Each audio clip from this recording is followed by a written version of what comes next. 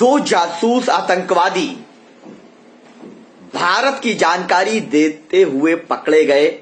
Army की जानकारियां, सेना की जानकारियां, जिनका नाम विकास कुमार और चिमन लाल है। ये पाकिस्तान को सूचना देते थे।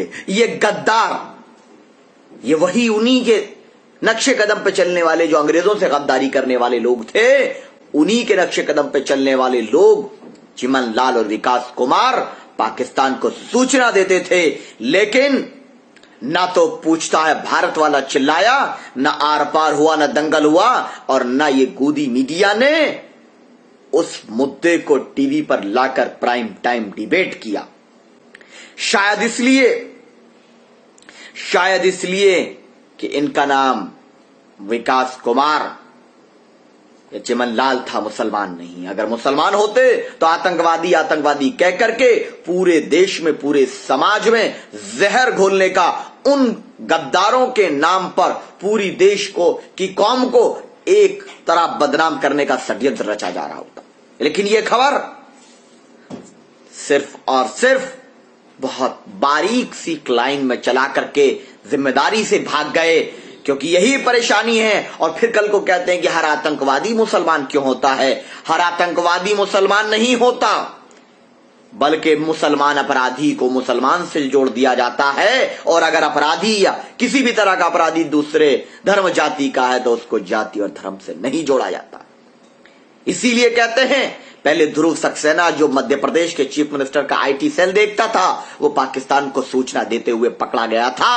और उसी तरीके से लगातार ये लोग पकड़े जा रहे हैं।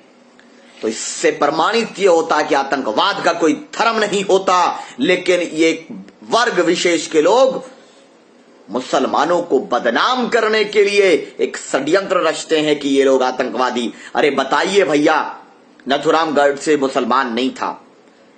इंदिरा गांधी की हत्या करने वाला, देश के प्रधानमंत्री, दोनों प्रधानमंत्री चाहे राजीव गांधी या इंदिरा गांधी, उनकी हत्या करने वाला कोई मुसलमान नहीं था। मुजफ्फरनगर में बहन बेटियों की इज्जत लूटने वाला कोई मुसलमान नहीं था।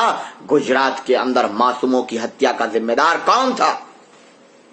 1984 के सिख दंगों में सिख भाइयों की लाशों को बिछाने वाला, जुल्म करने वाला कोई मुसलमान नहीं था। हिटलर मुसलमान नहीं था। और उसके अलावा नेपोलियन बोनापार्ट मुसलमान नहीं था। जितने इतिहास उठा करके देखोगे, अशोक मुसलमान नहीं था। जिसको सम्राट अशोक कहते कोई मुसलमान नहीं था। तो धर्म के नाम पर जो ये इल्जाम लगा रहे हो, इसका देश को नुकसान होगा।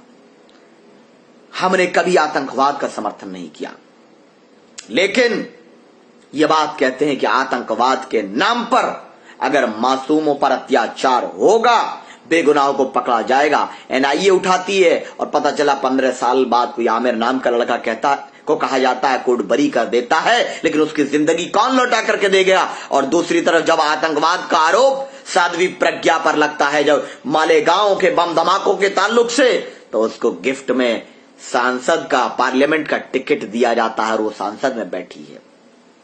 ये डिफरेंस कौन क्रिएट कर रहा है? आतंकवादी का आरोपी आतंकवादी का आरोपी, आतंकवादी आतंकवादी है, चाहे उसका नाम कसाब हो, चाहे उसका नाम नथुराम गोडसे हो, दोनों के दोनों आतंकवादी है। चाहे उसका नाम प्रज्ञा ठाकुर हो, चाहे उसका नाम कुछ और हो, चाहे उसका धर्म कुछ भी हो, लेकिन आतंकवाद के नाम में धर्म ढूंढने वाले भारत के दुश्मन हैं।